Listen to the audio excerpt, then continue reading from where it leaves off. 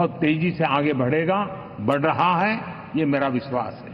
साथियों, मुद्रा योजना, ड्रोन दीदी, विश्वकर्मा योजना, इसने भी नई संभावनाओं को जन्म दिया है।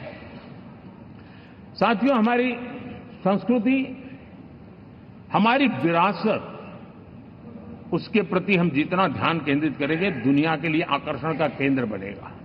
और इसलिए हम उन दिशा में, और मैं मानता हूं भारत के लिए टूरिज्म एक ऐसा एवेन्यू है जो गत शताब्दी में हमें कभी, आज से लेकर के पीछे के 100 साल में कहूं, ऐसा अवसर नहीं मिला है जैसा आने वाले 25 साल में मिलने वाला है।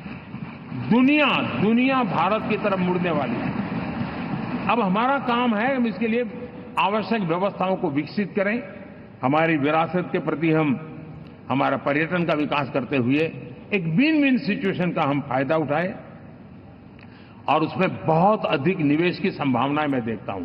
और ये ऐसा क्षेत्र है जिसमें हर स्तर के लोग कमाते हैं, गरीब से गरीब आदमी भी कमाता है और बड़ी बड़ी होटल वाला भी कमाता है, हर कोई इसमें कमाता है। और हमने टूरिज्म के हम बल देना चाहते हैं, बहुत पोटेंशियल है। आज जो इंफ्रास्ट्रक्चर के क्षेत्र खुले हैं, इसका फायदा इसको मिलता है। एयरवे हो, रेलवे हो, हमारे एक्सप्रेस वे हो, ये हमारा यातायात जितना बेहतर हो, और हमारा डिजिटल कनेक्टिविटी का जो काम है, ये इसके लिए एक बहुत बड़ा पॉजिटिव ग्राउंड तैयार कर रहा है और जिसका फायदा मिलने वाला है।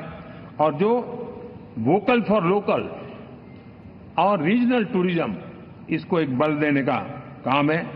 साथियों, अब दुनिया एक नए युग में प्रवेश रही है। जिस समय औद्योगिक क्रांति हुई, उस समय हम गुलामी के दौर से गुजर रहे थे, तो औद्योगिक क्रांति का जितना फायदा लेना चाहिए हम नहीं ले पाए। अब एक नया युग शुरू हो रहा है, हरित युग, ग्रीन एरा। भारत के पास बहुत संभावनाएं हैं इसका नेतृत्व करने की, और हम इसके लिए आने वाले दिनों में ग्रीन हाइड्रोजन की बात हो, ग्रीन एनर्जी हो, या ग्रीन जॉब्स हो, या ग्रीन मोबिलिटी हो, इन सारे विषयों को हम इतनी तेजी से आगे बढ़ाना चाहते हैं ताकि इस हरित युग का नेतृत्व दुनिया में भारत का सामर्थ्य सिद्ध कर दें, ये हम चाहते हैं। साथियों, इसी सिलसिले में इस 5 जून को जब पर्यावरण दिवस था, 4 जून को नतीजे आ गए थे, तो उसी दिन मेरे मन में एक विचार आया कि कार्यक्रम 5 जून को हमने आरंभ किया, एक पेड़ मां के नाम।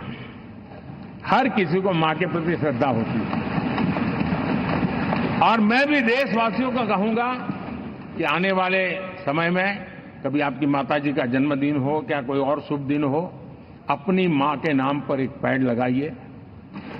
और मां जीवित है तो साथ लेकर जाइए, उनकी फोटो आप सोशल मीडिया में अपलोड कीजिए, और मां नहीं है तो उनकी फोटो रख करके एक पेड़ लगाइए, और वो अपनी मां का भी सम्मान होगा और धरती मां की सेवा होगी।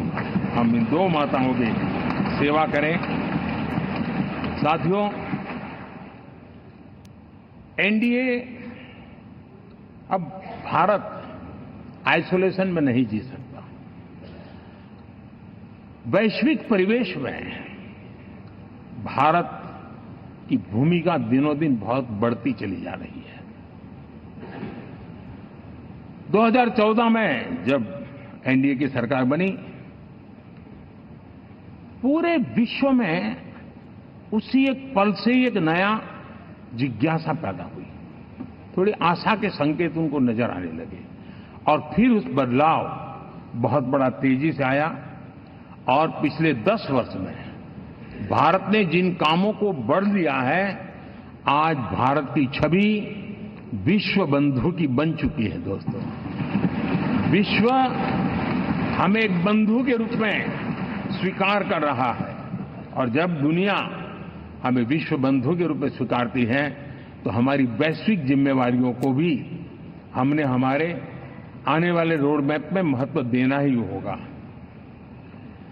और भारत की सफल विदेश नीति ने अच्छे परिणाम भी दिए हैं। हमने हर संकट को उस प्रकार से हैंडल किया जिस प्रकार से मानवीय मूल्यों को हमने प्राथमिकता दी, उसका परिणाम है कि सामान्य मानवी के मन में ये विश्व बंधु वाला भाव बहुत मजबूत हुआ और भारत का सेवा भाव का जो कैरेक्टर है उसको विश्व ने पहचाना है। चाहे यूक्रेन का संकट हो, चाहे अफगानिस्तान का संकट हो, हर हमारे लोगों को बचाना हो, हमने किसी भी में हमने कोई कमी नहीं रखी है। और साथियों, ये क्षमता के कारण भारत में निवेश की संभावनाएं बहुत बढ़ने वाली है। मैं राज्यों से भी कहूंगा कि आप प्रगतिशील नीतियां बनाकर रेडी रहिए। विश्व आज आपके आंगन पे दरवाजे पर दस्तक दे रहा है और जो राज्य ज्यादा स्पष्ट नीतियों के साथ आएगा, जो राज्य उन कंपनियां विदेश आने वाले लोगों को ठीक से हैंडल करेगा, उसको बेनिफिट मिलने ही वाला है। और भारत ने जो नीतियां बनाई है, भारत ने जो वातावरण बनाया है, उसका लाभ भारत के हर राज्य को मिलना चाहिए और उस दिशा में हम तेजी से काम करना चाहते हैं। साथियों, हमने G20 समिट में देखा है, दुनिया का भारत के प्रति नजरिया बदला है। जो लोग इन चीजों को माइन्यूटली देखते होंगे उनको पता होगा कि G20 एक प्रकार से कई संकटों से गुजर रहा था। उतार चढ़ाव आते रहते थे, बिखराव भी नजर आ रहा था, लेकिन भारत में G20 आने के बाद नए प्राण से भर गया है, नया सामर्थ्य आ गया है।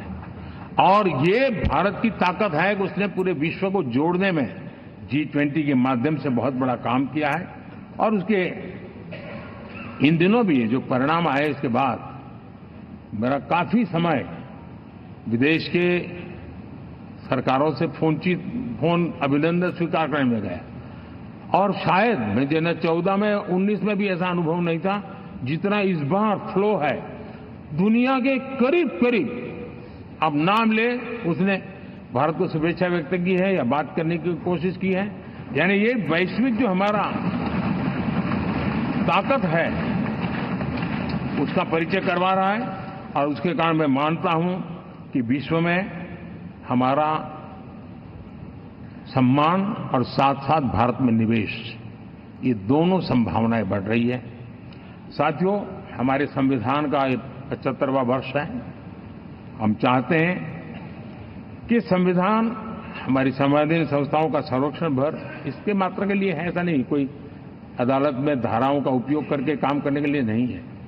ये एक हमारी भावना है, हमारा स्पिरिट है।